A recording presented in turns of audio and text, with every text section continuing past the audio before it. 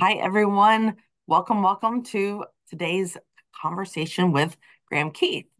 Graeme, why don't you introduce yourself? Thanks, Carol. Yeah, my name's Graeme Keith. Quant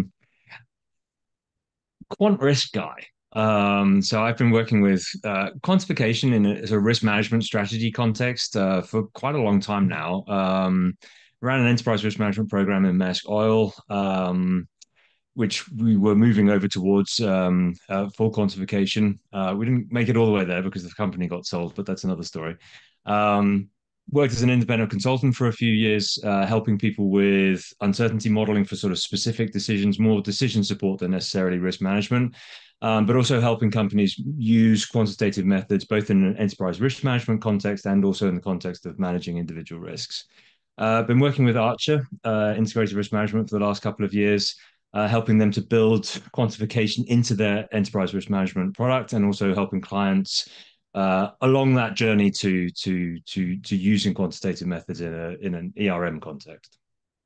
Great, thank you so much. Now, everyone, Graeme and I have known each other for years, so it's not a recent um, conversation that we've had. This is something that we've talked about all the time. We have great conversations, and we thought we'd give you guys a little sneak peek into some of our conversations.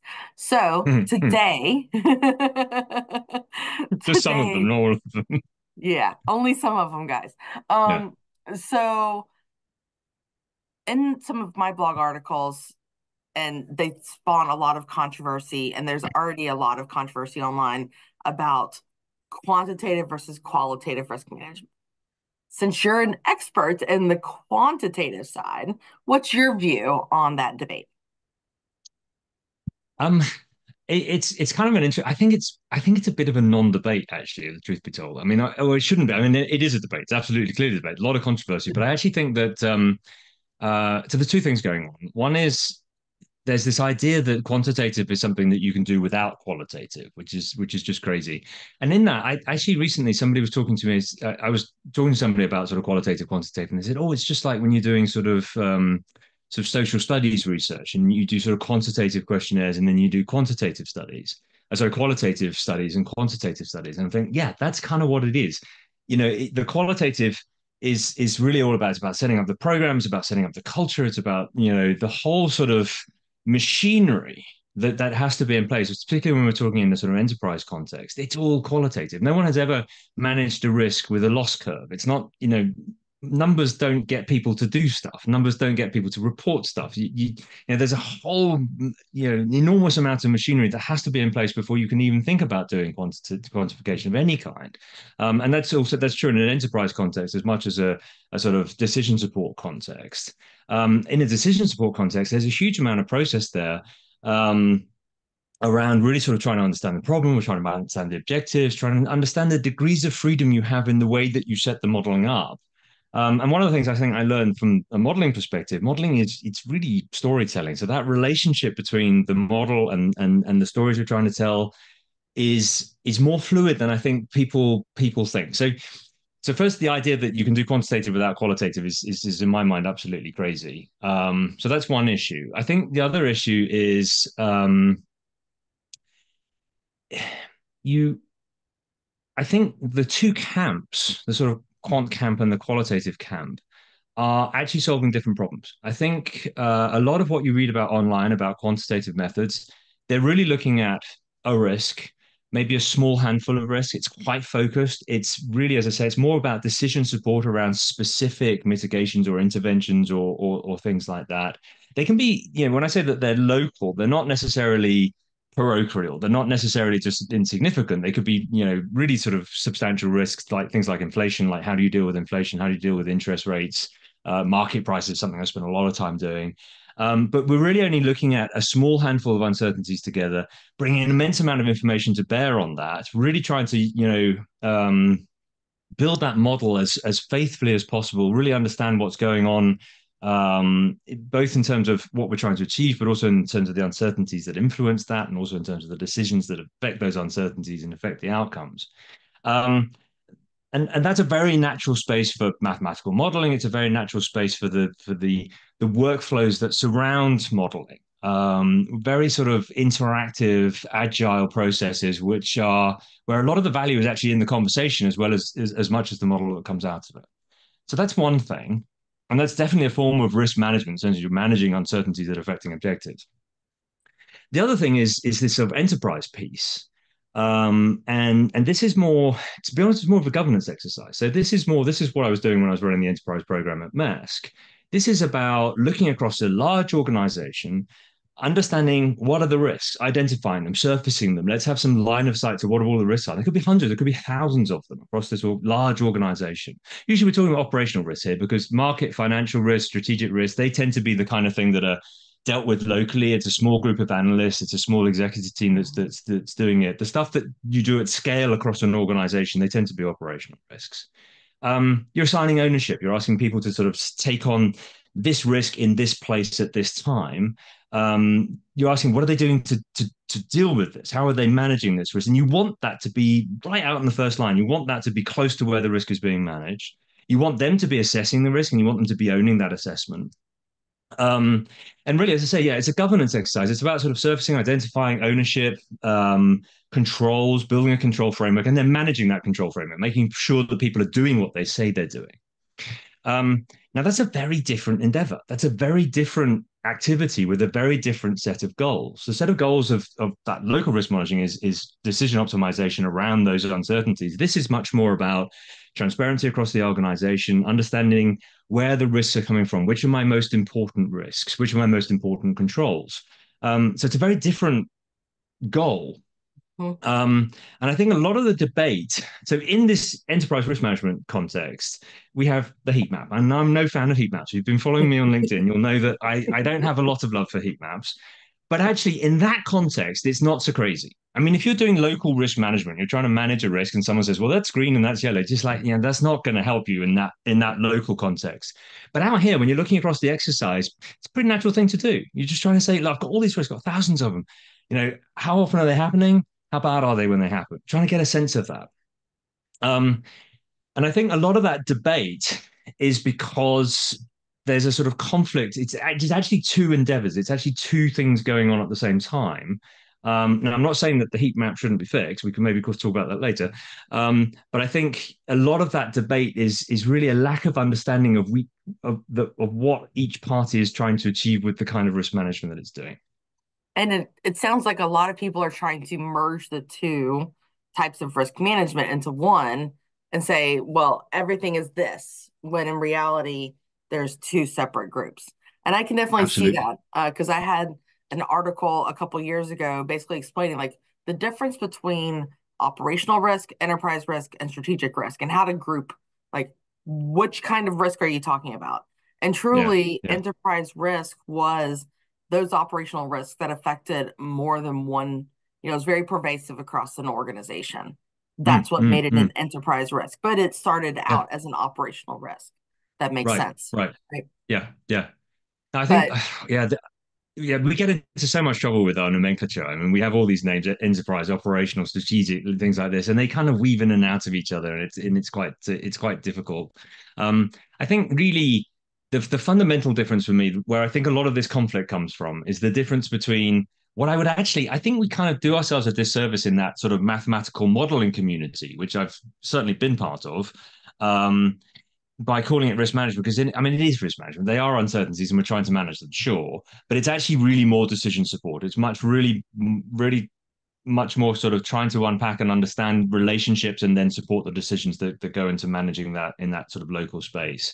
Whereas the other thing is a governance exercise, and it's supporting decisions too. I mean, when you're doing enterprise risk management, and this for me is where the heat map falls down. So when you're doing the enterprise risk management, the kind of decisions you're asking yourself is like, which risk should I be focusing my attention on? Where should I be spending money to manage my risks? And what order should I be auditing my controls in order to make sure that I'm hitting the ones that really matter to me and things like that. So there's a sort of prioritization, distribution of resources on a sort of individual risk and control level. Those are absolutely decisions that enterprise risk, excuse me, should be supporting. Also, which areas, so which categories of risk matter to me? Where am I losing my money? Should I be spending money replacing the sprinkler systems in all of my warehouses, or should I be sending my staff on cyber risk course so they don't use their cats' names for passwords, that sort of thing. So it's not that the enterprise risk isn't supporting decisions, but they're enterprise level decisions, which then gets you into this. Well, then there's strategic. And you're like, well, yeah, but that's slightly different because strategic risk, they're slightly different, and then you get into that nomenclature mess again. Anyway, it's the scale, I think, that makes the difference. And I think in both cases, I think if you want to find a perspective where they're both the same thing, what you're doing at the enterprise level is you're looking at the enterprise, and what that means is that at that enterprise level, it's all about the enterprise. It's about structures in the enterprise. It's how you describe relationships within the enterprise.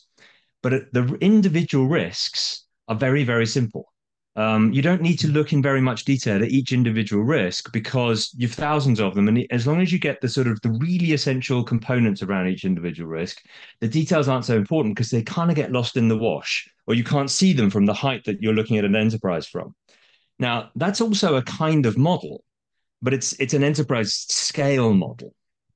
And so in that sense, you can sort of see everything as kind of modeling, but over here, the model is a model of the enterprise rather than a model of the risks. And over here, the model of the risks. And the last thing I want to say that, and then I'll shut up, honestly. Because of that simplicity in the individual risk level, I think that's why people thought the heat map was okay. They're just like, look, we're looking at this and there's thousands of risks. We don't need much detail there. Let's do this. Like, how often does it happen? How bad is it? Nothing against how often it happens, how bad it is. The problem is when you start trying to put them together. Because when you start trying to put them together, then you start making a statement about how those two things, how often, how bad, work together. Mm-hmm. And then, like it or not, you're doing math, and the math police are going to get you. So you're in trouble there already because you start getting into trouble with like prioritization. It doesn't do what you think it's doing.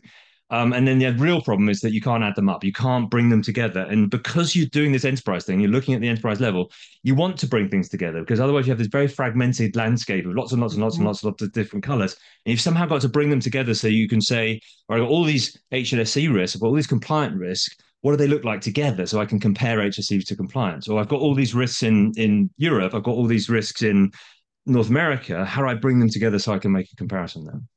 And so, an interesting point on that, one of the challenges I think that a lot of people run into, and it's part of the debate that's online about heat maps, is that what you always hear is, but there's not just one specific impact of a risk, right? There's a sliding scale. And so the Mm, heat map doesn't reflect that sliding scale because mm, people tend to pick the worst case scenario and mm, then the most likely mm, likelihood, and they don't mm. go together. Yeah, yeah, And that's a so really, really good point. So really, it's on us as practitioners to guide the conversation with the business that if when you're conducting a risk assessment in which you want the output to go onto a heat map, which goes back to the concept of begin with the end in mind. If you know that you're going to be putting it on a heat map, you know that you need to have a conversation in a very certain way to get the Mm, information correct to be able to plot it on a heat map, right? yeah, no, that's it. So so Absolutely. so the way that I've thought about it, and I definitely would like your input on this, is I always say start with the impact of what is the I don't say the worst case because the worst case is always going to be like the highest the highest impact possible. But what is the most likely impact of if this risk were to occur? Okay, tell me what that is. And then what is the probability of that specific impact happening? Right. So then I have a likelihood that goes with the impact, and Yeah, then you can plot it. But you have to yeah, tie it all back to that. Um, yeah, so that's how I've had that conversation on the times where my clients want to use a heat map, right? Is yeah. well, there's No, a very specific way to guide that. absolutely. No, I agree. I think that's very solid advice. Make a choice about your impact and then assess the likelihood against that choice of impact. And be conscious and intentional about both those things. I mean, I can understand. You see, one of the nice things I think about um, so what I'm doing at the moment with Archer is we're as I say, we're trying to build uh, a quantitative assessment methodology into an ERM framework. So we're not asking people to change the way they're doing risk management. It's very much the way people do risk management now. We're just saying, instead of the heat map, we want you to do this very simple quantitative model. And it's very, very simple because it doesn't need to be simple. It's very simple so that everyone can do it. So we're very much looking for the people who are now doing qualitative and semi-quantitative assessments to be doing quantitative.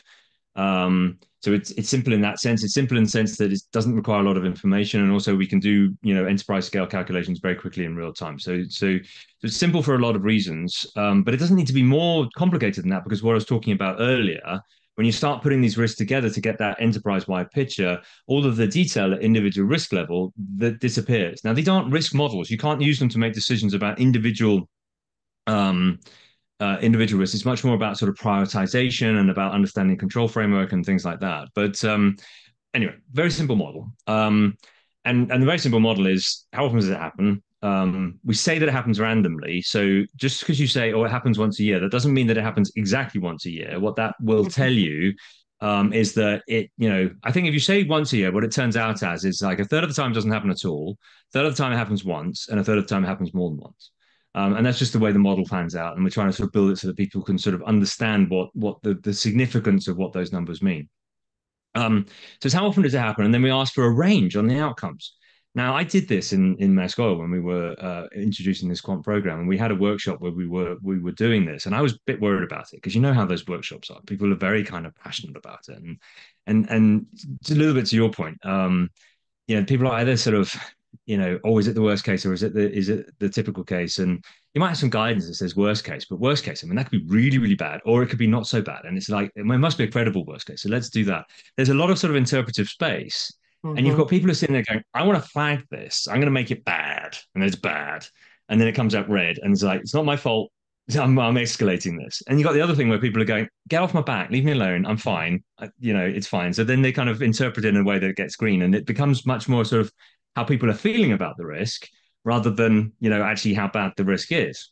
Right. Now, that's fine. That's also a conversation. There's immense value in that. I mean, having an asset manager say, I'm worried about this, that's important. And having an asset manager say, I've got this, is also fine. But then you can't, pretend that you're being objective, because you're not really. And you can't really add them up either, because it's just not like for like, and it doesn't make sense to add them all up. Right. Anyways, so you have these fights in the workshop where people want to make it red, or they want to make it green, or they want to move it, and it's heated and it's emotional. And I came with this methodology. And I was worried, because usually when you start putting math in front of people, you get oh, I wasn't very good at math at school. And then people kind of shut down and they don't want to do it, or they just run away. Or anyway, there's usually a kind of emotional reaction to it. So I was a Mm-hmm. little bit worried about this. When I came in, and it was like, yeah, no, I get that. Yeah, it's fine. You're looking at a sort of mid range, and you're looking at a credible downside. Great, we can do that. And all that fighting went away, because people are like, yeah, look, I want to get that downside in there. That needs to be reported. Once it's reported, I'm comfortable. Yeah, it's fine to say that the bulk of them come in this space here. And people are saying, yeah, actually, we need to understand that it doesn't happen very often, but when it happens, it's bad, and we need to be able to kind of capture that. There was just so much. People felt that it was capturing what was being said in the conversation in a much more faithful way, and they weren't having to make the compromises that they were having to make when they were making the heat map. So that was a very sort of nice thing.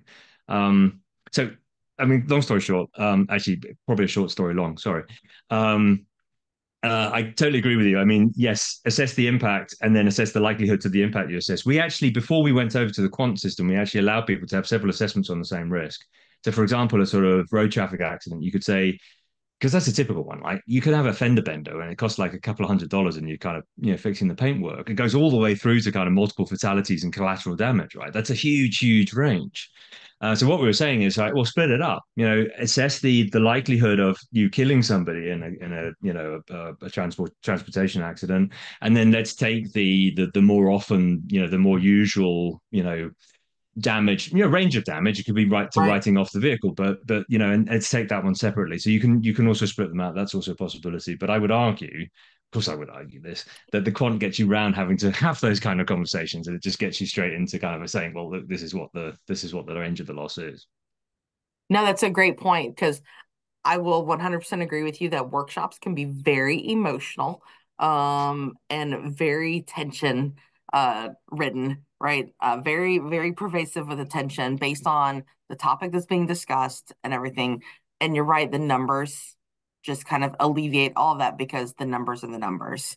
Um, and while I remember in my math classes, the teacher saying, well, the numbers, you can tell any kind of story with numbers. All depends on the story you want to tell, right? But when you get a diverse group of people in a room and you're trying to use historical numbers, the historical numbers are the historical numbers are the historical numbers.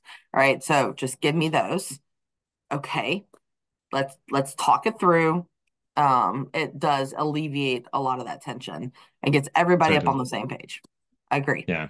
All right, Um, let's be honest here. Let's be completely blunt here. So your teacher's right. I mean, you can tell a story with numbers, and you can tell whatever story you like. I think part of that happy experience that I had was that I went into workshops where people hadn't learned how to game the new system yet. So they really knew how to game the heat map. They knew exactly what they wanted to get out of it. They knew where they wanted. They were, moving in it. And this was kind of new for them. So there was a kind of, it's a new system. It's quite nice, and they hadn't learned to game it, so there was a little bit more objectivity in that. Um, that said, I think something that is fundamental here is that we are asking questions that are at least in principle measurable. So we're not necessarily we're very kind of keen that people don't get the sense that if they want to go over to quant that they're going to need a ton of data and they're going to do a lot of data analytics and stuff like that. That is not what we're saying at all. The starting point is exactly the conversations you're having now. We're just giving a slightly different way of capturing that information. It's a little bit more information because you get the full range of the impact and not just one particular scenario like a worst case or a typical. Um, so we're not saying you have to go into data, but you could.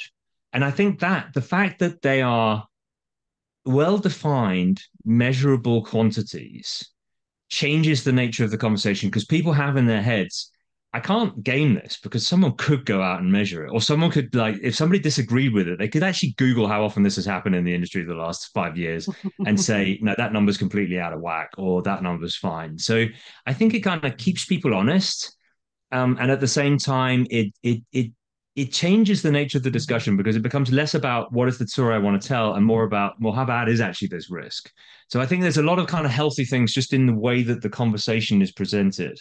Um, so and yeah, I don't want to oversell the quant. I mean, quant's great. I think it's absolutely the way forward, no question about it. But I don't want to make claims for it that aren't substantiated by it because then people just go, well, it wasn't what I thought it was.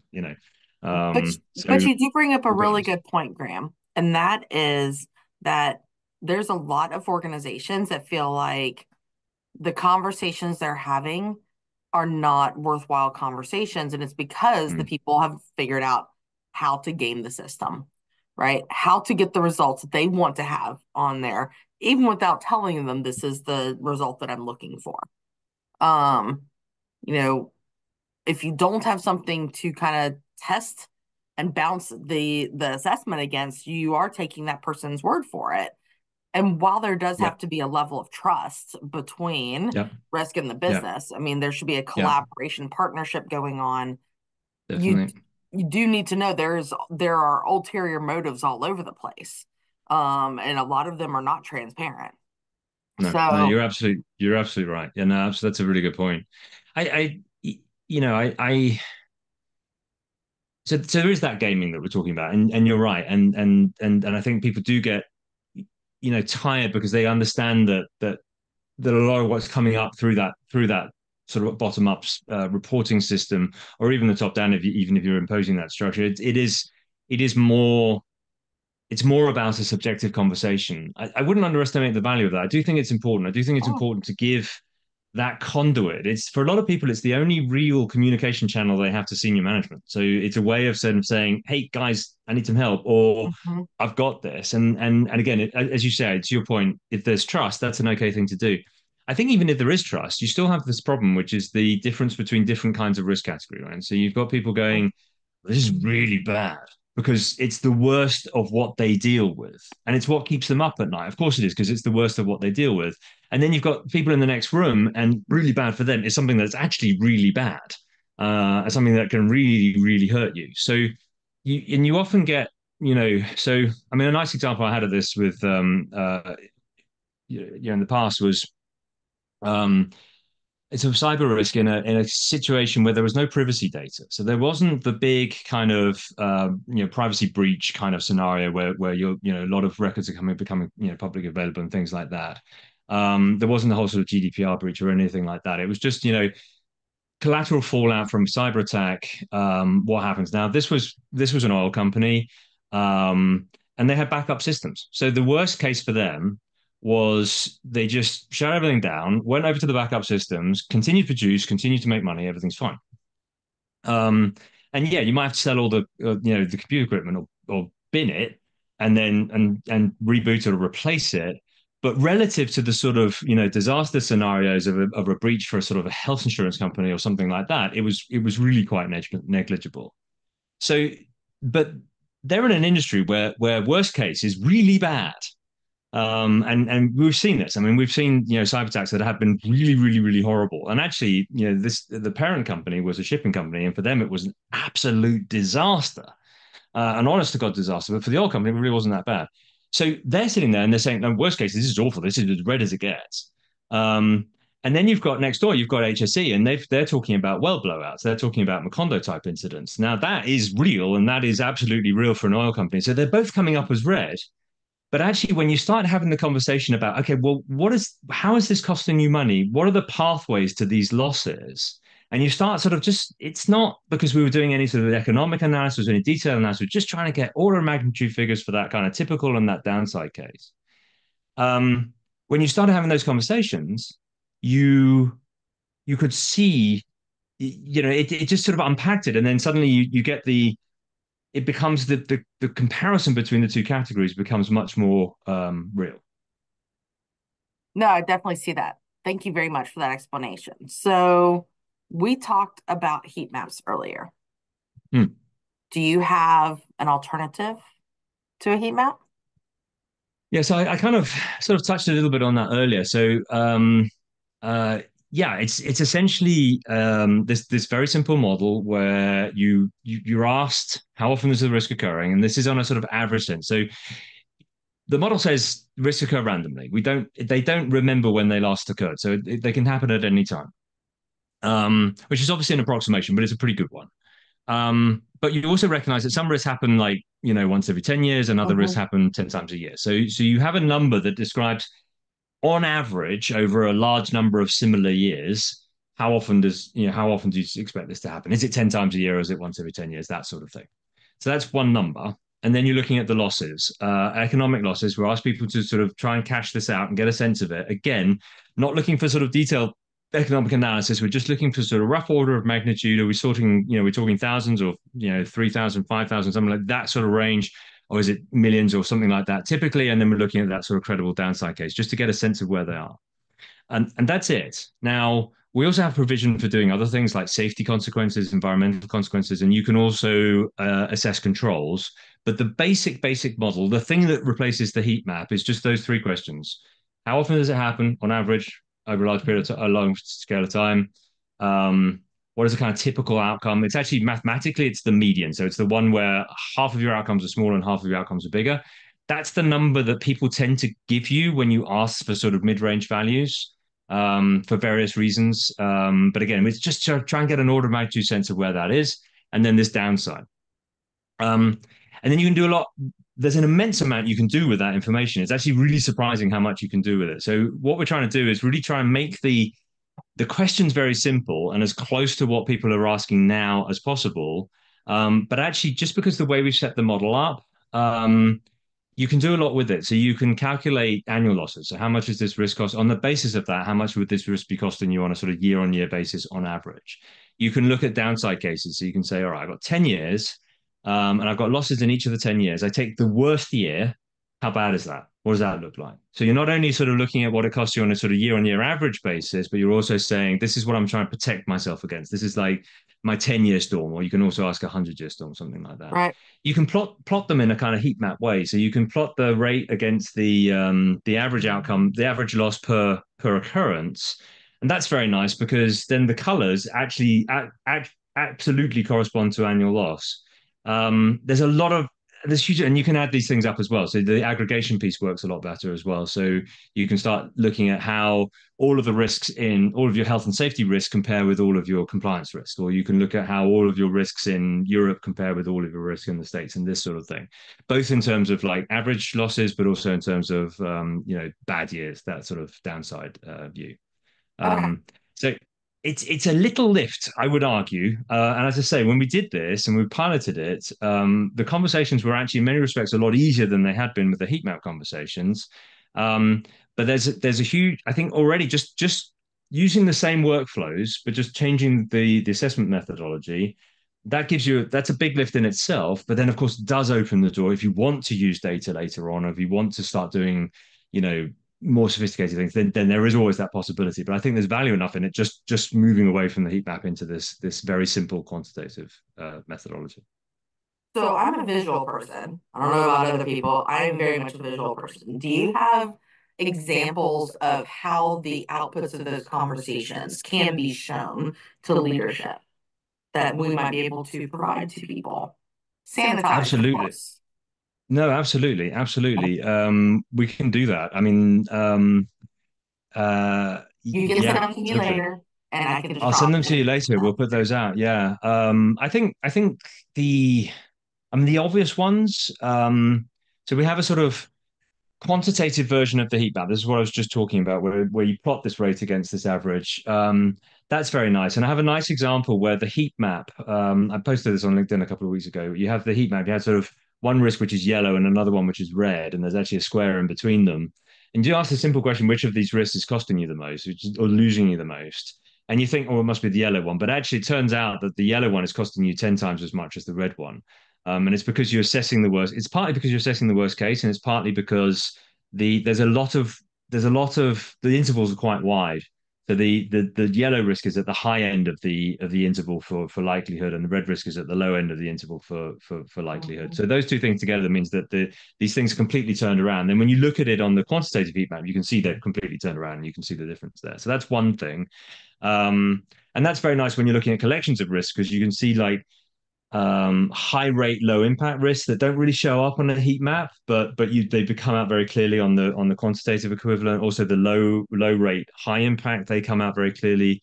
Um, but you can also put them together, and then you can look at things like the range of outcomes. What does it look like typically? What does it look like when things go wrong? That sort of thing. But I'll dig them up and send them to you, and we Yeah, can share that them would around. be great.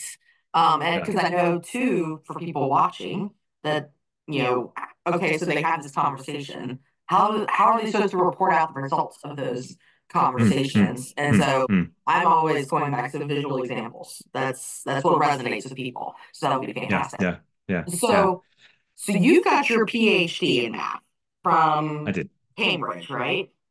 Hmm. Okay, so I know I don't. I was lucky to get through calculus one, and I was very glad to stop right there. Um, so for all of us who do not have our PhD in math, how do you think that we will feel going into this conversation, knowing we're about to start talking math? It's. I mean, that's a very extremely good question and very very relevant. I think there's two sort of components to it. So one is who you are. If you're a user of the system, so if you're that first line risk owner and you're asked to make that assessment, um, I think it's important you don't need any math to do that. I mean, you need to be not number phobic. I mean, we're going to ask you, how often is this happening? And so, over the last 10 years, how many times has it happened? That sort of thing. Do you think the next 10 years are going to look like the last 10 years? Those sorts of considerations. So it's not really maths, but it does require a certain willingness to sort of think through in a kind of logical way. Logic, That's right? it. Yeah, right.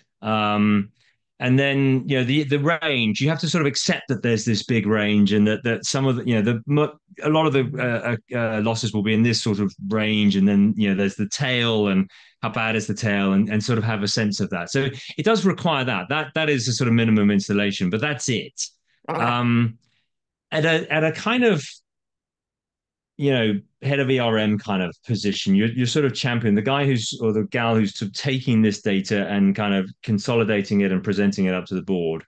Um, then I think you need to have a little bit of an understanding about what the metrics are. So we do a lot with this sort of expected loss, which is this kind of long-term average. So you sort of Groundhog Day. The what's he called, Bill Murray film where he lives the same day over and over again. Groundhog Day. Expected loss. Yeah, so this is a bit like a groundhog year. So you have a year and you live the same year over and over again with exactly the same sort of conditions, and then you do it 100,000 times, and you take an average, how much you lose on average over that year that you've lived 100,000 times. Um, and so it helps to have a sort of an understanding of what those metrics mean. So that's the average, and then these downside metrics. I just explained one of them. You take 10 years and you look at the worst. That's what that means. There's one that's sort of the worst 10% of outcomes, and it's the average of the worst 10%, that sort of thing. Um, so that you'd need that. That's not PhD level stuff. I mean, that's kind of, that's high school math, really. So you need somebody who's solid high school math.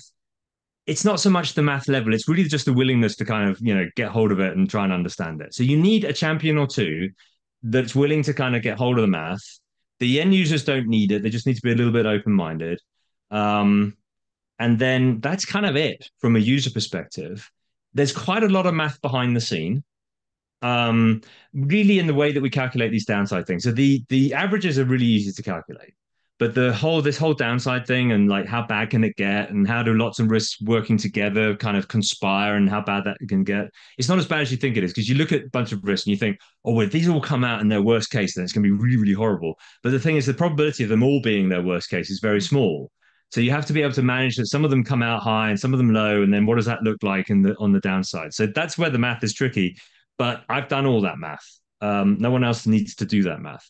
The math's all available. We've written a paper. You can read it if you want. If you're a glutton for punishment and you like that kind of thing, you can do that. But nobody who uses the system have to. So I don't want to make it simpler than it is. I mean, there's a huge amount of value in this, and you got to apply your mind. It's not something you get for free, but at the same time, um, solid high school math and a willingness to kind of get hold of it with one or two people in the organization who are willing to champion it, you're home and dry. Well, and this really brings up the point that I've said for years, and that is when you're going to be an ERM practitioner, you have to be willing to get outside of your comfort zone and always have a learning mindset, which means even for us, we have to constantly be upping the game. You can't Mm, get complacent in the practices that you're doing. And this is a mm, case of time to get uncomfortable, slightly uncomfortable, just enough to learn. You don't have to be like, oh my gosh, I'm having to do modeling on my own. You're not going no, there, right? no, So it's that's slightly uncomfortable to learn, and it will do better for both you as the practitioner and the company no. all the way around. That's awesome. Okay, so anything else that you would like to say as we wrap up? I kind of feel I need to be a bit honest about this. And I kind of say this, and I'm a huge fan of this, and I really do think it's the way forward. But I want to kind of put the cards out on the table. And I will say, what's hard about this is not the math. The math is very easy, actually. And once people are used to it, it's not even like swimming in very cold water. It's like swimming in the kind of late summer when it's a little bit chilly. You dive in, it's like, oh, it's a bit chilly, and then you're fine. It's like that level. What's hard about this is if your risk management program doesn't report risks, if it reports vulnerabilities or control failures or issues, then this is a hard system to get to work. Um, and that's a bit double edged, because on the one hand, you can use that. You can say, all right, we're going to clean up our reporting. We're going to make sure we're reporting on risk because and the quant forces us to do that because the questions we ask around quant don't make any sense if they're not risks. If you start asking how often does this happen and it's an issue, you start sitting going, well, it's an issue. And then you're like, oh yeah, it's an issue. And then we need issues management, not risk management. So that's actually where this is difficult. And as I said, it's double-edged. So for a lot of people, it's very easy because they have very well structured risk management programs, and then it's a walk in the park. If the risk management program is maybe actually an issues management program, or it's just a lot of kind of quite woolly conversation, then the quant will find you out, and then you know it, maybe it's not a bad thing to get found out on that front. I don't know, but that's where the challenge is.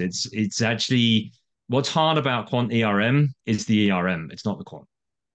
Well, and that actually brings up a really good point, and that is, and I've had several people tell this to me just in the last few weeks, and that is, I came into the company thinking there was an ERM program, and once I started looking at it, I realized they call it ERM, but it's not really ERM. And Yeah, so it sounds like doing this methodology that you're talking about would kind of shine the light, help shine the light on, is this truly ERM or is it something yeah, that else that's called ERM? And if yeah, it yeah, is that second case, then that's fine. Just call it what it is. yeah. That's okay. And Right. yeah, yeah. One thing I'd add to that is so a question we get a lot is like, do you have to be sort of super mature to do this? And I would argue absolutely not.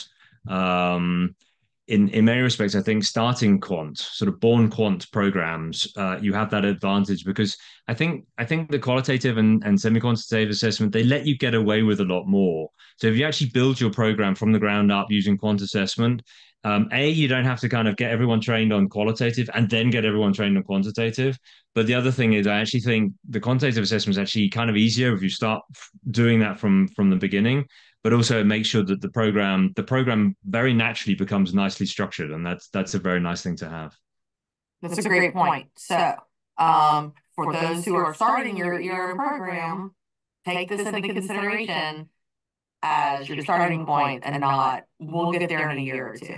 Because you're right, that Yeah, yeah, transition just creates another learning curve down the road and another road bump in the road for you to have to get over. So, hmm. Graeme, Yeah. as always, fantastic. Thank you so much for sharing your knowledge and your perspective with everyone. We really appreciate it. My pleasure, Carol. Thank you very much for setting it up. It's always a pleasure. Absolutely. Take care. Bye now.